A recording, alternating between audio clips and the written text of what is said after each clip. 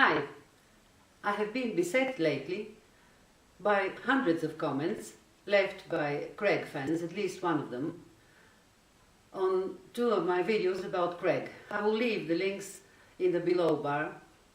You can have a look for yourself. They are not very interesting because in almost all of them the writer of the comment says only one thing repeatedly. You must be judging from some objectively existing standard for judging right and wrong if you judge Craig to be wrong, overlooking the contradiction that if he believes that there is an objectively existing standard for judging right and wrong, and I'm following it, and judging Craig to be wrong, he is following the only objectively existing standard for judging right and wrong, and he judges Craig to be right. This is a contradiction. Objectively existing standard for judging right and wrong. Let's make our terms clear. It's critical that we begin by clearly defining our terms. Yes, thank you, Mr. Craig. Without God, there can be no objective meaning in life. Objectively existing standard for judging right and wrong is a contradiction in terms. What is objectively existing? A slab of some durable material on which the concrete rules for judging right and wrong are written by God? Where is it? Show it to me. This is what we mean by objectively existing. Because rules for judging right from wrong are abstract notions in our mind. They are not objects. On the other hand, if by objective standard you mean more or less defined rules for judging right and wrong, ingrained in us, some of them to a great extent, by evolution, and for the rest generally accepted by the majority in society and put into law, we agree with that. But that's not what you mean. Therefore, this phrase, objective standard for judging right from wrong, is a contradiction in terms. But this is not the only time when you use phrases which are contradictions in terms. Abstract objects. Objects are real things that exist in reality, and we all can see them or touch them. The word abstract can be used only with notion, idea, concept. An unembodied mind. An unembodied mind is also a contradiction in terms and something non-existing. Because mind is what our physically, materially existing brain does. Mind is an abstract notion of all the ideas, memories, judgments of people, of characters of people, and the actions of people. This is something abstract. Another comment accuses me of showing disgust. I call Craig a mendacious prick. To be honest, I should have used something stronger. He quote mines from famous authors, but also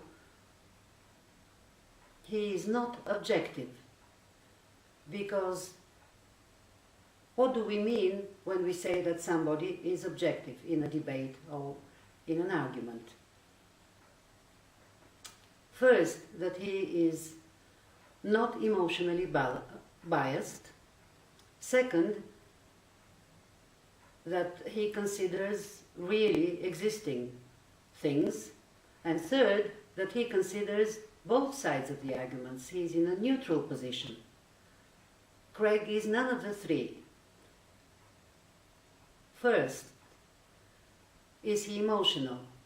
Yes, he is. He considers that God has created people, he loves them, and people should in their turn worship and love God. This is emotion. Second, he doesn't consider objectively existing things that everybody can see, but speaks of something that there is no shred of evidence of existing. And third, he doesn't take a third position because he misrepresents what the atheist position is as regards the meaning of life, a standard of morality, and purpose in life. He presents the atheist position as the following: the atheists believe in God, consider meaning of life being given by God, and then they say, oh, but I'm an atheist, I don't believe in God, so there is no meaning in life, we can't indict Hitler, we can't judge right from wrong, and our life is absurd. I'll go and kill myself. And this is not the atheist position. The atheist position is mature, strong conviction that this life is all we have. We have to make the most of it as individuals and in society, because people are not isolated individuals, they depend on others in society, and we have to make for a peaceful and happy life of all individuals in society. Without God, there can be no objective meaning in life.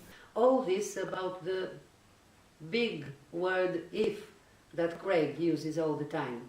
If God does not exist, there is no meaning in life, misrepresenting the atheist position in this way.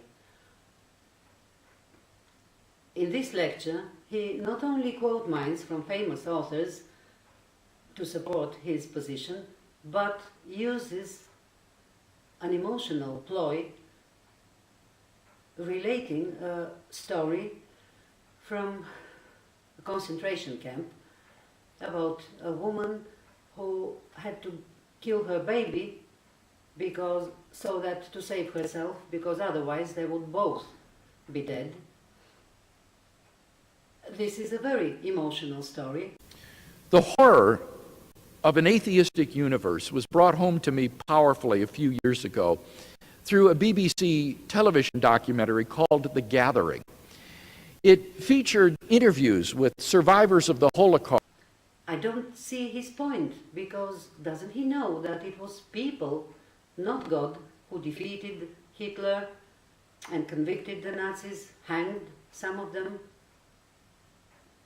It wasn't God that did this. That life has no meaning and that there is no God to give it one. The French biochemist Jacques Monod seemed to echo these sentiments when he wrote in his work Chance and Necessity, man finally knows that he is alone in the indifferent immensity of the universe. I want to make a little competition for you. I have the Penguin edition of 1997 of this book. I reread it carefully, but I couldn't find the quote that Craig uses. If any of you have read this book, could you point out in the comments where I can find the quote, if it's another edition, in which chapter? And in the next video I will mention your name and give you a kiss. If you're a girl, on the cheek. If you're a man, on the nose, lips. But I'm ready to give Craig the benefit of the doubt, because he didn't say quote unquote. Maybe he didn't use a quotation from the book, but summed up the opinion of the author in support of Craig's position. If the latter is the case, it's a great lie, because Jacques Monod's position can't be more opposite than Craig's.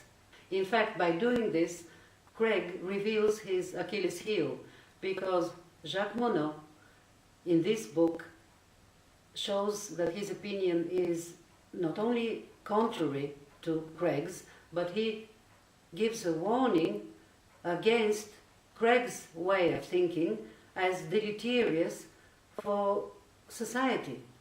Craig reveals a second Achilles heel, because anybody who reads this book will see that what Jacques Monod says is actually refutations of Craig's three first arguments for the existence of God.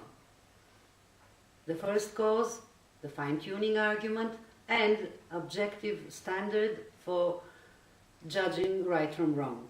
His other two arguments, Jesus' empty tomb and being touched by the Holy Spirit, I won't even go into them. The first one, hearsay, gossip, conformity, and the desire for people to make themselves interesting and saying things that the other people would wish to hear. And the last one, being touched by the Holy Spirit, this is something completely subjective and therefore not an argument at all. Why does he use it in his 5 arguments anyway? In the next videos we will look into this book recommended to us by Craig, and we will see what the author has to say about Craig's important arguments for the existence of God.